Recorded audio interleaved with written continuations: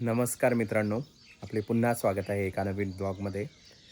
आज आहे रविवार आणि मला जायचं आहे कटिंग करायला. मी डोकं वगैरे धुतलेलं आहे आणि तेल वगैरे नाही लावलेलं आहे डोक्याला. आणि काय होतं ना, पावसाळ्यामध्ये जर डोकं ओलं जर झालं ना माझं, केस भरपूर दाट आहे माझे, त्याच्यामुळं डोकं भरपूर दुखतं. त्याच्यामुळे मी ना शक्यतो पावसाळ्यामध्ये केस बारीकच ठेवतो. आज मला एकदम बऱ्यापैकी बारीक कटिंग करायची आहे. तर आता मी चाललेलो आहे तिकडं, चहा वगैरे घेतो आणि निघतो. सायकल खेळू रे. कुठं? नाही, मी कटिंग करायला चाललो. मला कटिंग करायची. काय म्हणतो तीर्थशेठ? कटिंग करायला कटिंग करायची का? कटिंग नाही तिथे, तू जेंट्सचं असतं ते, तू नको येऊ. तुला करायची का? नाही, मला जायचं आहे. मला परत तिथं नंबर लागत. तर तिकडं टाकीजवळ आहे ना, माझ्या भावाचं त्यांचं काय चालू आहे ना, STP जोडलेला आहे ट्रॅक्टरला. कदाचित काहीतरी फवारणी करायची म्हणून मी तिथं गेलो बघायला. तर तिथं जाऊन कळालं की आता ते टाकी भरताय. आता टाकी याच्यामुळं भरताय कारण की सोयाबीन आहे आमची, ते थोडं लांब शेत आहे. मी तुम्हाला सांगितलं होतं 5 नंबरचं आमचं जे शेत आहे थोडं लांब आहे. तर तिथं टाकी भरून घेऊन जात आहे, कारण तिथं विहीर आहे पण एका कोपऱ्याला आहे.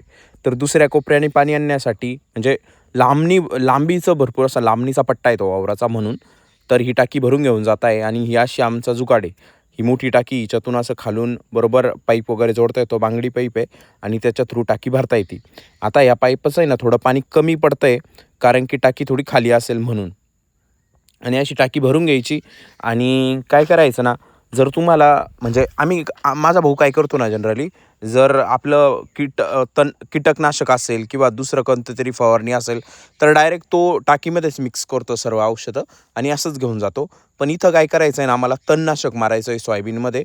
त्याच्यामुळं फक्त पाणी घेऊन चाललेलो आहे आणि जसं लागेल तसं मिक्स करेल ते आणि नंतर ते मारायला जातील, म्हणजे मारल्या जातील पंपामध्ये टाकून.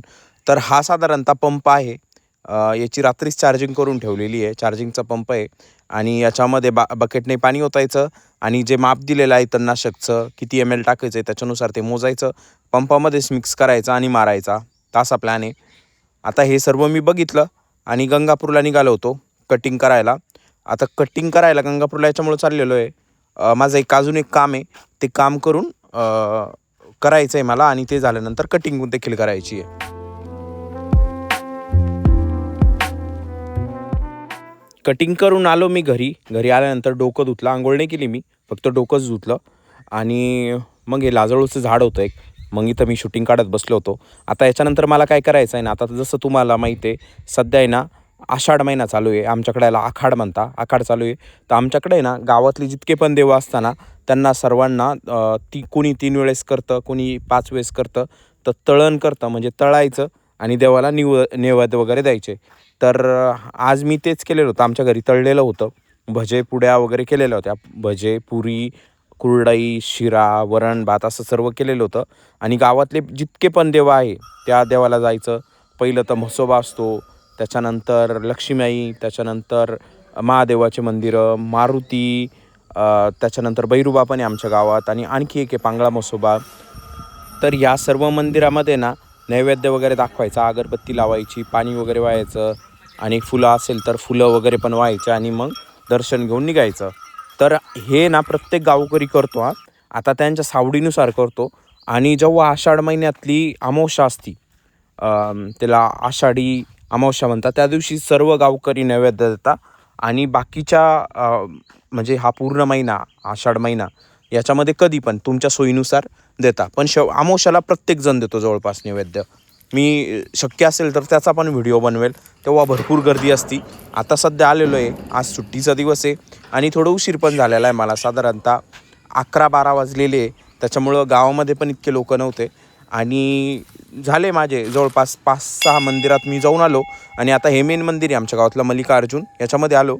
आता इथं दरवाजे बसवलेले आहे, कुलपा वगैरे लावलेलं आहे, त्याच्यामुळं मला आतमध्ये काही नैवेद्य वगैरे ठेवता नाही आला.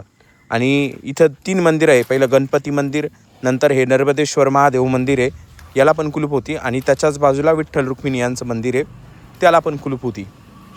हे सकाळी उघडे असतात त्याच्यामुळं. आणि मग मी काय केलं ना, मंदिराच्या बाहेर आलो, बाहेरच नैवेद्य ठेवले, कारण की इथं ठेवणं मला योग्य वाटले नाही, खाली होते फरशीवर, म्हणून बाहेर येऊन थोडं ठेवले. आणि माझा भावानी पाणी भरलं, कारण माझा भाऊ आलेला आहे, त्याला पाणी घेऊन जायचं आहे सोबत. आणि मंदिराचे मी नैवेद्य पण ठेवतो आहे. तर इथं आहे ना हे एक झाड होतं. याचं जर तुम्हाला नाव माहीत असेल तर सांगा. याला असे फळं होते आणि जे भरपूर ॲट्रॅक्टिव्ह दिसत होते. बाय द वे हे फळं खात नाही बरं का. मला नाव माहिती आहे झाडाचं, पण जर तुम्हाला माहीत असेल ना तर मला नक्की सांगा. मी कधीतरी परत सांगाल तुम्हाला हे कशाचं झाड आहे. साधारणतः असा गर निघतो याच्यामधून, एक बी असतं चपटं थोडंसं आणि त्याला व्हाईट म्हणजे गर असतो आणि आमच्याकडं तरी खात नाही. त्याच्यानंतर मी आलो होतो भैरोबाच्या मंदिरामध्ये.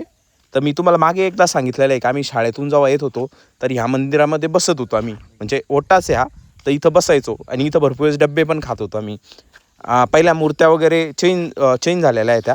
आता वेगळ्या मूर्त्या आहे. त्याच्याजवळ असं मस्तपैकी पिंपळाचं झाड आहे आणि आता हे शेवटचं मंदिर जे आहे पांगळ्या म्हसोबाचं. इथून दर्शन घेतल्यानंतर मी घरी गेलो. घरी जाऊन आहे ना घरी जाऊन पाणी वगैरे ठेवलं आम्ही आणि मग आता आम्ही चाललो होतो. शेवटचा एक अजून देव बाकी आहे, त्याला म्हणतो आम्ही पारधी बाबा. आता इथे ना शेवटचा निवेद द्यायचा आहे. इथं पारधी बाबा म्हणून एक देव आहे, त्यांना द्यायचा आहे. आणि हे मातीचा कलर पहा तुम्ही किती काळा आहे. मी तुम्हाला उन्हाळ्यात दाखवलं या मातीचा कलर एकदम काळा खाप आहे. एकदम एकदम काळा कलर या मातीचा. आणि मोसंबीचे झाडं बघा, त्याच्यामध्ये किती कलर आहे त्या मोसंबींना आणि किती दाट आहे मोसंबी. कटर मारायचं काम चालू वाटतं तिथं, पण अशी एकदम भारी मोसंबी आहे कारण जमीनच एकदम भारी आहे. तर ठेवतो मी निवद आता आणि जातो. नारळ पण आणलेली फोडायला. तर इथं आलो ना, इथं भरपूर अगरबत्त्या पडलेल्या होत्या. जवळपास 20 एक अगरबत्त्या असेल. तर मी सर्व पेटवून दिलेलं आहे कारण त्या तशाच वाया गेल्या असत्या म्हणून. आणि मी पण घरून येताना 2 अगरबत्त्या घेऊन आलो होतो खिशामध्ये आणि त्या पण लावलेल्या आहे. नैवेद्य वगैरे ठेवला, नारळ वगैरे फोडलं आणि मग गेलो मी आमच्या शेताकडे. कारण इथून या मंदिरापासून आमचं घर म्हणजे नवीन वावर भरपूर जवळ आहे. तर इथं दुर्गादासचं आहे ना असं तणनाशक मारायचं काम चालू आहे. आणि समोर जे दिसतंय ते ट्रॅक्टर आहे आणि सुरेश त्याला मदत करतोय दुर्गादासला. पाणी घेऊन जातोय तो.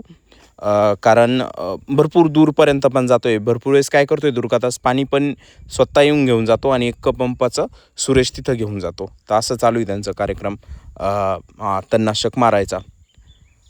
याच्यामध्ये आम्ही कोळपे याच्यामुळं नाही हाकलेले आहे अजून तरी, कारण आहे ना सोयाबीन थोडी आमची पातळ झालेली आहे आणि कोळपे जर हाकले ना तर सोयाबीन आणखी पातळ होईल याचा आम्हाला भीती आहे.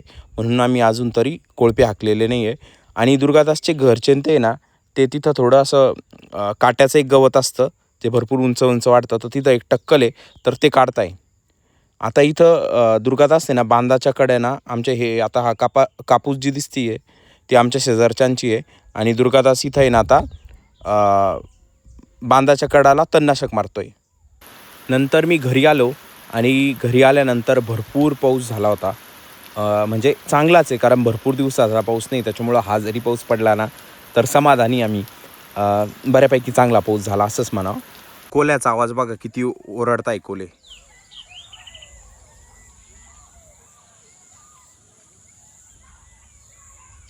कमी झाला थोडा.